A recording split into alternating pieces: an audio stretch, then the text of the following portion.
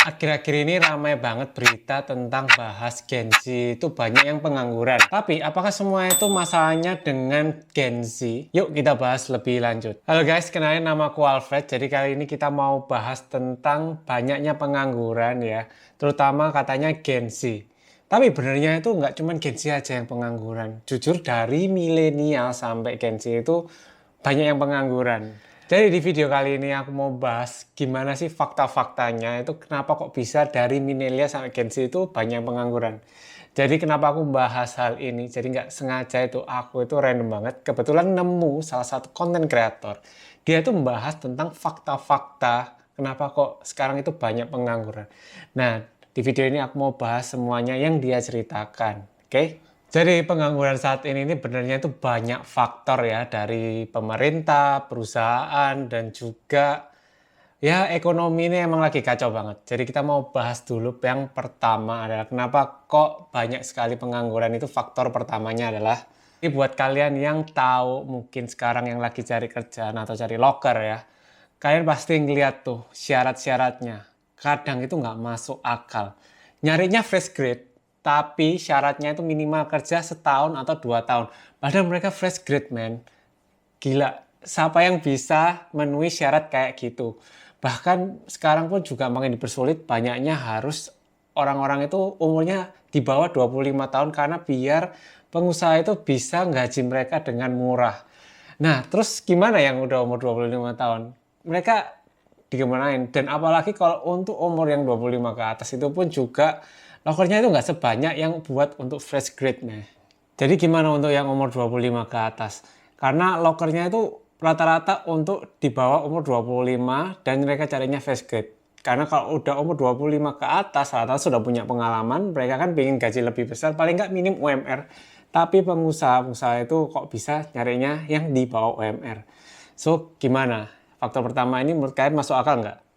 Dan juga nggak masalah itu aja. Kalau kalian mulai banyak bersuara tentang kok nggak adil, nggak fair, kalian itu bisa di blacklist sama beberapa perusahaan, terutama HR-nya. Karena HR sekarang itu juga nyarinya itu di online juga. Jadi bahaya banget, terutama kalau kalian yang pakai LinkedIn ya hati-hati. Karena mereka itu bisa ngelihat kalian ya, kan profil kalian itu pun bakal ke-track, kebaca ya.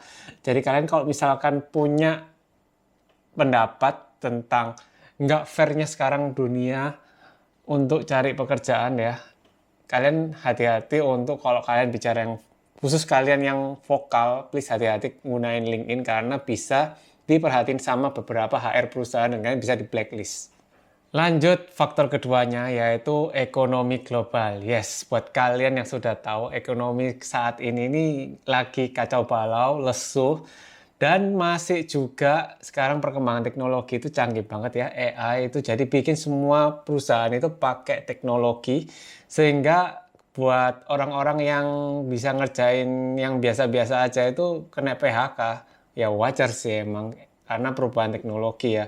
Tapi nggak cuma itu aja guys. Sebenarnya ada berbagai konflik dan juga kebijakan dari pemerintah ya. Semua ini berpengaruh sama regulasi perusahaan terutama ya. Jadi untuk nge-hire orang itu juga makin sedikit. Apalagi kalian sudah tahu kalau banyak investor itu yang takut berinvestasi di Indonesia karena Indonesia ini korupsinya wow, men, luar biasa. Kalian kan sudah tahu kan negara kita kehilangan berapa T karena korupsi. Ya, wajar lah. Jadi banyak orang sekarang yang takut, terutama orang luar negeri yang harusnya bisa kasih peluang kerja untuk kita semua ya. Tapi karena ya korupsinya terlalu hebat ya, bahkan lo punya uang, bebas lo mau ngapain, lo bikin peraturan sendiri. Ya, gitulah. Gimana lagi? Menurut kalian masuk akal nggak untuk yang faktor kedua ini? Untuk yang faktor ketiga ini, menurutku ini yang paling parah sih, tapi ini sudah kejadian. Jadi buat kalian yang tahu kalau pemerintah atau perusahaan-perusahaan besar ngadain job fair ya, dan kalian itu datang walk-in interview di acara job fair tersebut,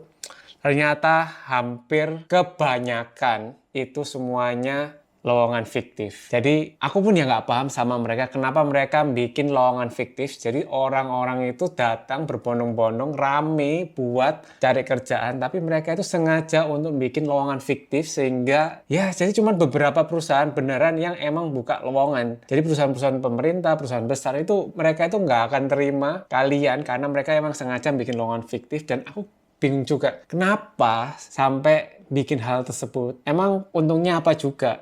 Kemudian data-data kalian pun juga dipakai untuk apa kalau tujuannya bikin fiktif dan emang sengaja nggak mau nerima orang tapi tetap mau buat. Ya katanya sih alasannya buat cari nama biar perusahaan ini emang kayak nunjukin mereka ini masih mampu ngayar kalian dan ya demi gengsi. Gimana menurut kalian? Seperti itu sih. Jadi lowongan fiktif ini lagi banyak banget dan juga nggak cuma lowongan fiktif aja yang itu kalian benernya juga banyak banget sekarang itu bikin lowongan yang tujuannya scam ya. Jadi kalian juga pasti pernah dengar ya data kalian dipakai untuk pinjol sampai MM-an ya. Wow, parah sih emang. Gimana lagi, tapi ya beginilah negara kuno saat ini. Untuk yang faktor keempat, yaitu adalah take home test. Ya, jadi siapa dari kalian yang sudah pernah, kelihatannya kalian bakal diterima nih karena kalian sudah dikasih tes psikologi atau tes-tes lainnya yang nggak jelas lah.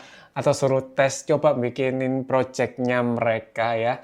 Ujung-ujungnya di take home ya. Kemudian itu kalian harus spend sehari sampai beberapa hari untuk ngerjain. Walaupun mungkin buat beberapa orang ada yang cuma ngerjain sejam aja. Tapi itu makan waktu dan ujung-ujungnya kalian nggak diterima. Aku pun ya nggak paham juga sama perusahaan itu kenapa nyarinya atau kenapa sih mereka membuat seperti ini itu ya. Menyusahkan kita. Ujung-ujungnya kalian juga nggak diterima. Padahal kalian itu kayak aduh sudah diiming-imingi ya. Anggapannya kan kalian terima tes itu kalian anggapannya sudah hampir sudah lolos seleksi awal yang kemungkinan besar kalian bisa keterima tapi ujung-ujungnya kalian nggak di-hire juga. Ini lebih parah lagi sih daripada yang tadi lowongan fiktif itu ya. Karena waktunya kita itu udah kita nggak dibayar terus kita suruh ngerjain beberapa project kecilnya mereka. Gimana menurut pendapat kalian untuk yang faktor keempat ini? Ada nggak sih yang sudah ngerasain juga? Boleh dong kalian komen. Dan yang terakhir faktor kelima, kenapa kita itu susah banget juga. Terutama ini ya, yang menjual harga dirinya itu mahal. Ya yang minta gaji gede terutama ya. Ya mungkin gaji gede itu wajar lah karena emang kebutuhan kita juga semua serba naik. Jadi di faktor kelima ini benernya itu orang-orang lebih menjual dirinya dengan harga murah. Karena perusahaan seneng banget dong nyari anjing loyal yang harganya bayarnya pun gajinya juga murah.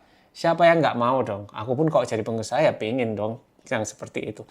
Justru itulah yang bikin sekarang hancurnya tolak ukur kita sebagai pelamar kerja.